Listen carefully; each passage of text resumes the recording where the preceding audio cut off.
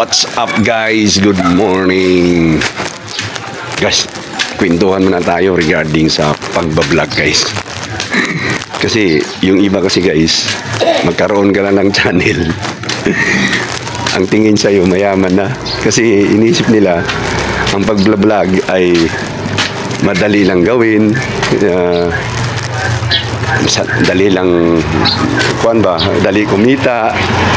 So magre-real talkan tayo sa pagbablog guys, kasi marami kasi nagpa-reflect sa online na paano sila yumaman, naging milyonaryo.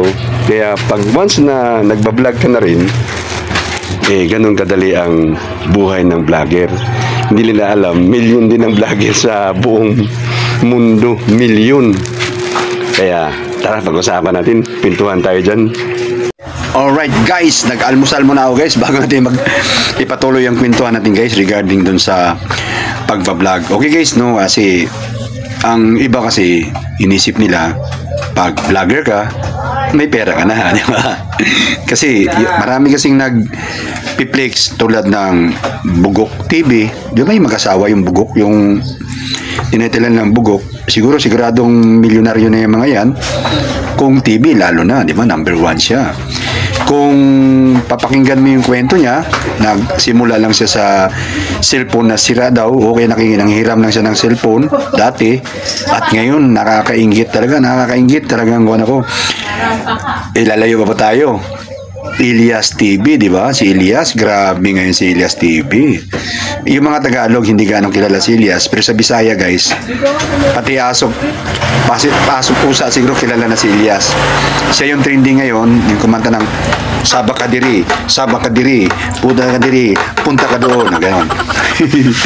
So kung titingnan mo, ang simula niya ay talagang simple lang. Nandun siya, nagkakarit siya ng mga tinatawag na rubber tree. Sasaka sila sa kanilang tribo, at dahil sa social media talaga namang milyon din ang kinikita. Boy Tapang, di ba? Si Boy Tapang talagang nakakaingit kasi mula talaga sa simula. Tapos yung tinatawag na mula simula, talagang simpleng buhay lang sila, at binago ng pagbablog ang kanilang buhay, di ba? Si Boy Tapang, no? Bismack, lalayo ka kay Bismack. Kilala niyo ba si Bismack? Yung dalawa, tapos si Borloloy, di ba? Ang layo ng binago ng buhay nila dahil sa pagbablog. Cherry White, si Cherry White din, no? Although Cherry White talagang may katayuan na siyang mag-ayos-ayos ang buhay niya, pero lalong pinaganda ang buhay niya dahil sa pagbablog, no guys, no? Cherry White at Sweet Notes, okay?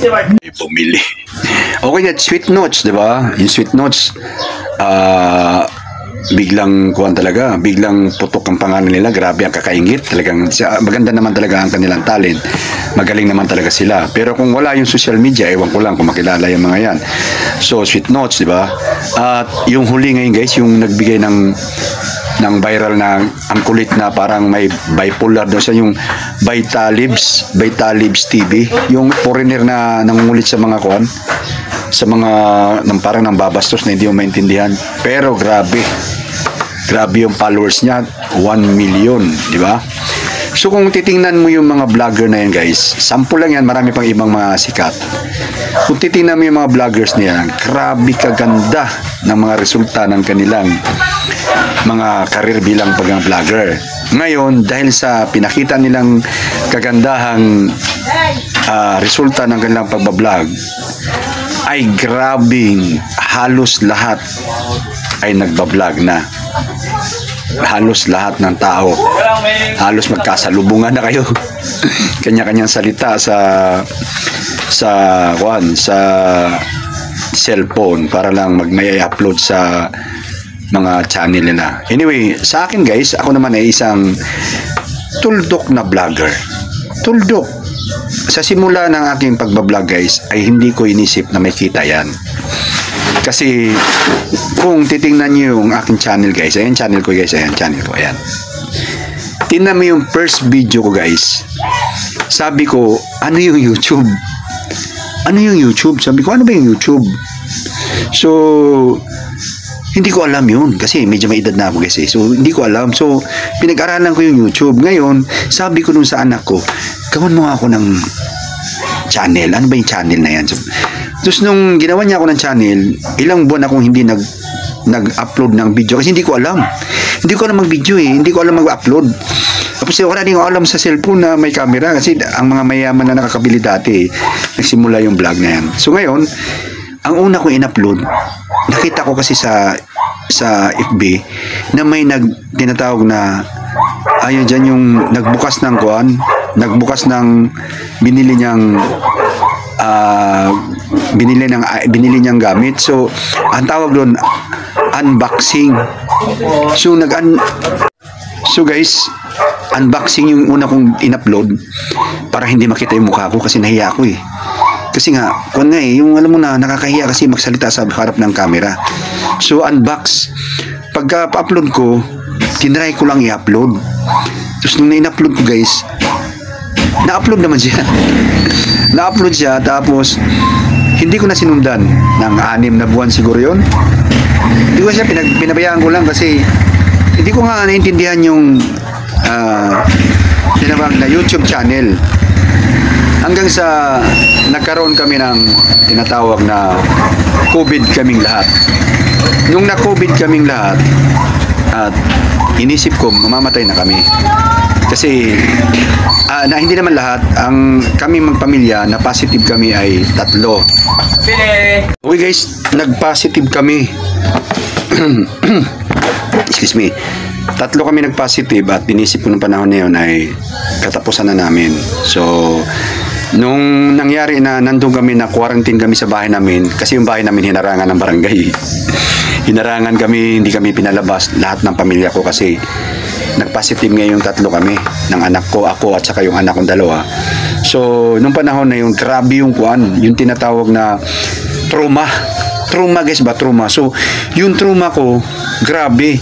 So, inisip ko, wala akong kasing nagawa dun sa bahay. So, ang ginawa ko, para may remembrance ako, ay gumawa ako ng tinatawag na documentary regarding sa regarding sa anxiety ko at saka yung depression ko nung bata pa ako at malamuntik mauwi sa medyo sira ng bait. Kung gusto niyo malaman yung kwento guys, nasa channel ko. Panoorin niyo guys, napakagandang kwento guys. So nung panahon na yon, nagawa ko na yung video na yon. So inisip ko, may remembrance ako bago ako mawala sa mundo. Yun ang in-upload ko doon sa YouTube channel ko kasi inisip ko, may YouTube channel pala ako. Tinignan ko yung YouTube channel ko. So, bakit ko kininto sa inyo guys? Kasi nga, yung unang pag-upload ko ay hindi ko inisip na magkapera. Ang inisip ko lang ay magkaroon ako ng remembrance sa bago ako mawala sa mundo kasi nag-COVID nga kami. So, tinuloy ko. Tapos kininto ko na rin yung aking karanasan regarding sa COVID-19 kasi ang daming, pagka na-COVID ka dati kasi, ang daming marites na gusto malaman kung anong nangyari sa'yo, anong kwan dyan. So, kadalasan nanood noon ay mga kapitbahay ko at singkro yung mga gusto ring malaman yung buhay ko ba, ano nangyari sa akin, baka tuluyan ako mga so mga siguro nga 30 lang nanood nasa channel ko guys, tanoorin nyo.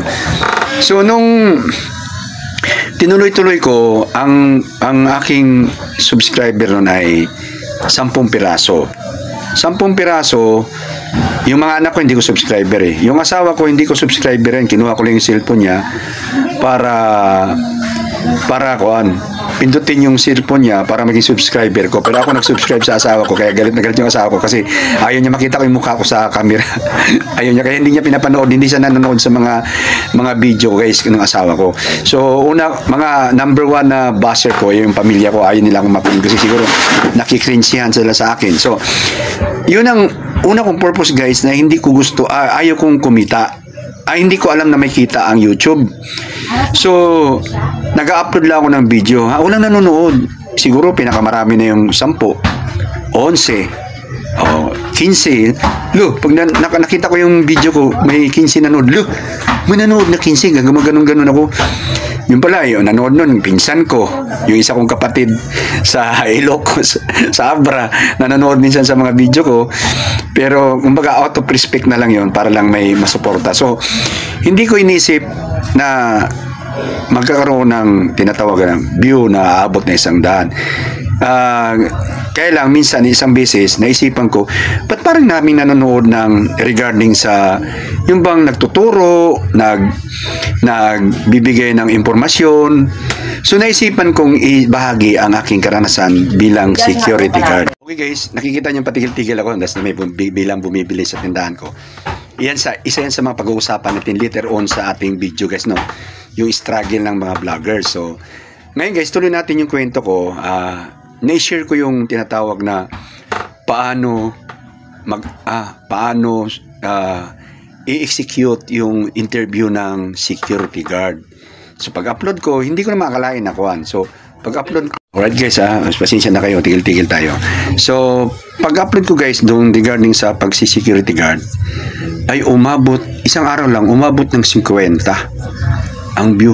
Nagulat ako, bakit naging 50 to? So anyway, nakita ko na, marami palang nanonood sa ganitong video.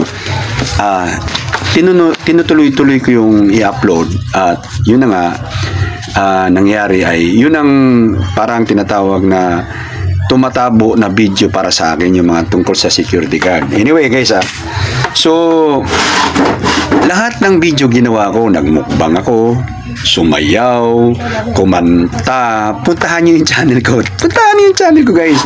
Kumanta, sumayaw, nagmukbang, nag-travel tour, nagta-travel ako guys, kahit saan-saan ako pumupunta. Walang nanonood. At kita mo yung channel ko, ayan. 'Di ba? 14,000 ang subscriber.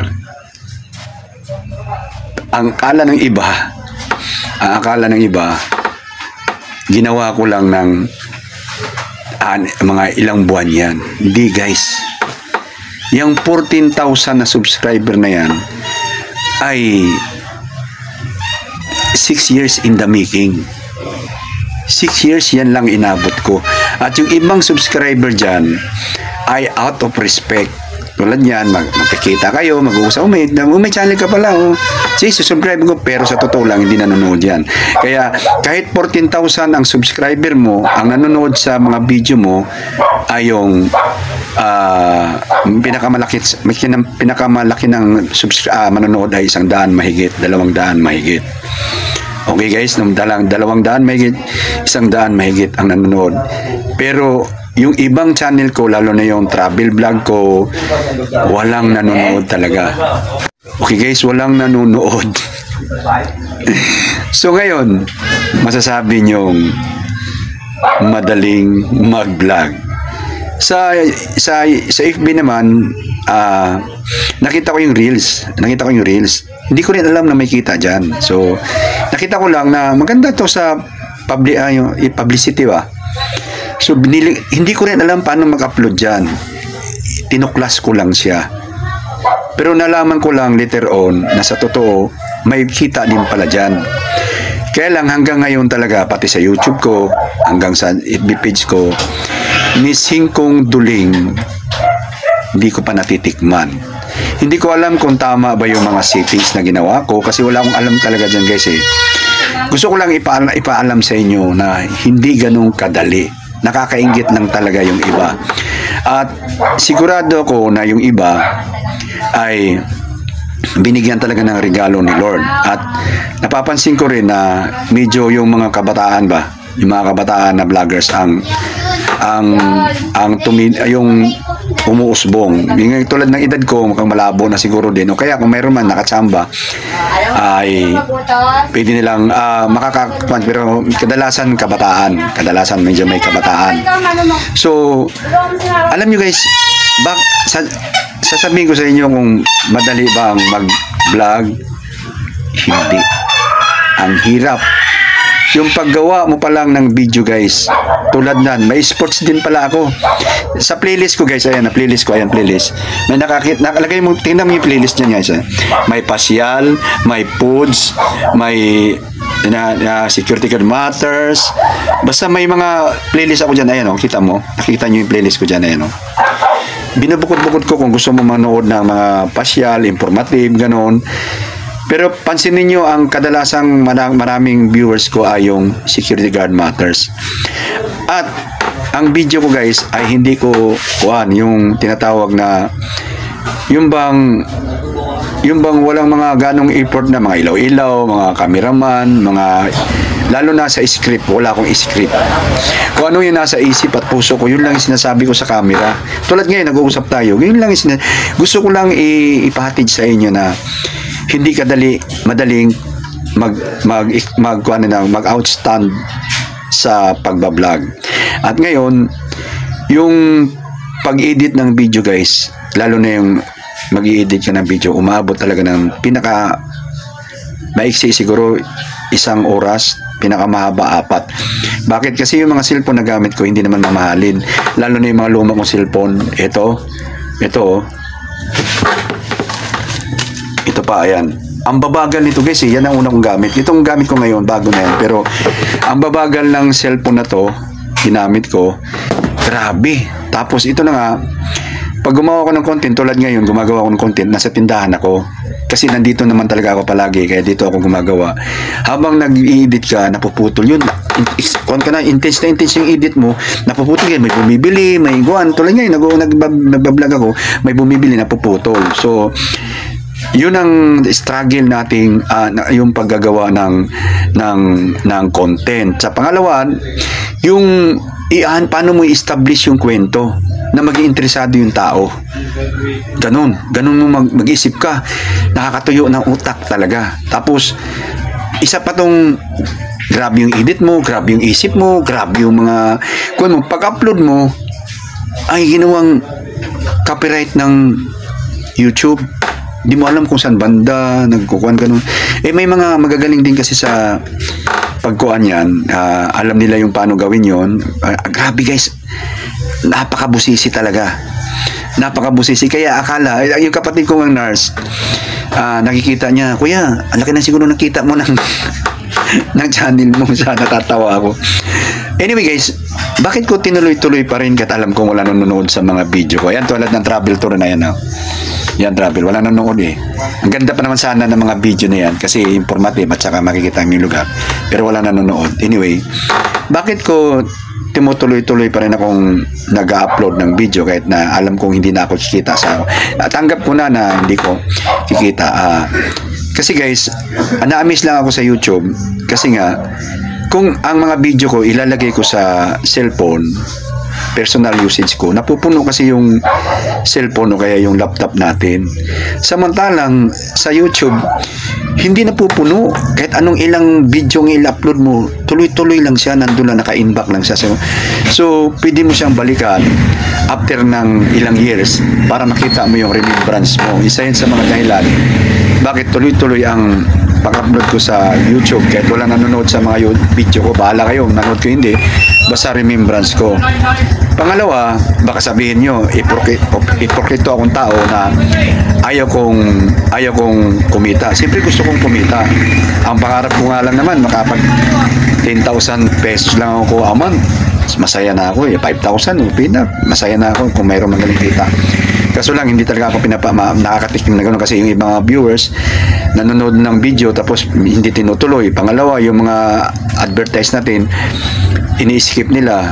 Di ba? Hindi nila tinutuloy kaya hindi ka talaga pwedeng kumita ng gano'n-gano'n na lang. Tapos, pangalawa guys, ayaw kong sumikat. Ayaw kong yung tulad ni Elias, yung sikat na sikat. Ayaw ko niyan eh. Ayaw ko niyan. Ang gusto ko lang may kita. Pero yung may kita konti kung may malaking kita, bakit naman hindi? Pero hindi, alam ko, tanggap ko na yan na hindi ko kaya abutin yun, yung makita malaki ganon. Hindi million views, wala, hindi ko matanggap, hindi ko maabot yan. Aminado na ako dyan. Sabihin nyo na, asyado ka naman guwan, hindi. Realistic lang akong tao na alam ko hindi ko kaya abutin yun.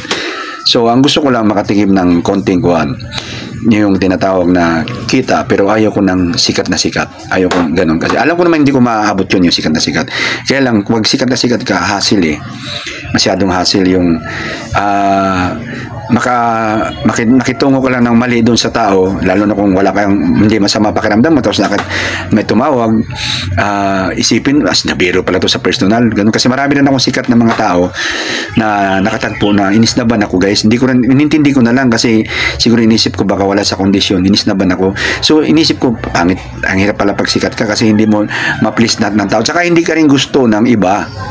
Yung iba gusto ka, pero yung iba hindi ka gusto. So mahirap pag sikat ka, mahirap. Kaya ayaw ko yun. Pero ang akin lang, gusto ko lang ipahiwatig sa inyo na hindi ganun kadali ang magbablog. Hindi ganun kadali ang pagbubuhay, yung basta na lang kikita ka sa vlogging. Hindi. Kailangan passion mo siya, at yun na nga, kung pagpalain ka ng Diyos, bibigyan ka ng maayos na kita. Oh, thank you.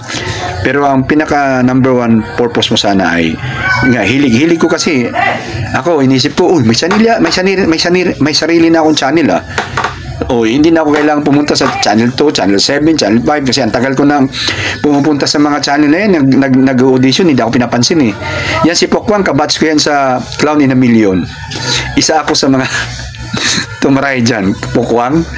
Kami kabatch yan, si Gerald, yung parang malaking Gerald na yung parang body ni Geisler. May mga bading na mga kwan yan sila, yung mga parang kaibigan na nag-a-assist sa kanila dun sa channel 2. Siyempre, nakilala ko sila, pero sila, siyempre, ako hindi, kasi isa lang akong hangin dun Pero yan, kabatch ko sa Clown in the Million nung nag-audition ako, kasi gusto ko nga maging kahit naman lang extra, kasi alam mo na, gusto na natin maging artista konti. So, ngayon, nakita ko, may sarili ako channel, hindi na kailangan mag-audition pa ako. Sarili ko na to channel, akin na to, di ako bida rito.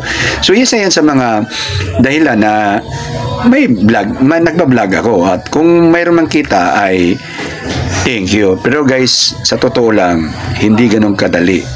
Hindi ganun kadali. Napakahirap. Hindi mo malaman kung anong gagawin mo. Kumanta ka, sumayaw, mag-sports ka. Dalawin mo yung channel ko.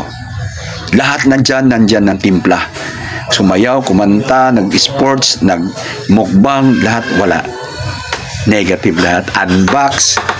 Nag-ayos pa ako ng kuryente na sumabog ba yung gago! Lahat ginawa ko na. Pati dyan sa channel, sa FB page ko, dalawin nyo. Kahit ano-anong ginawa, nagbanding, nagpatawa. Yun na nga lang, ako lang mag-isa kasi yung misis ko ayaw niyang makipagtulungan sa akin. Lalo na yung mga anak ko, ayaw nila makipagtulungan. So ako lang talaga, ako director, ako producer, ako cameraman minsan, ako aktor, ako lahat. Kaya ganun, handa niyo sarili niyo at may bumili na. Sige guys, bye-bye guys, bye-bye.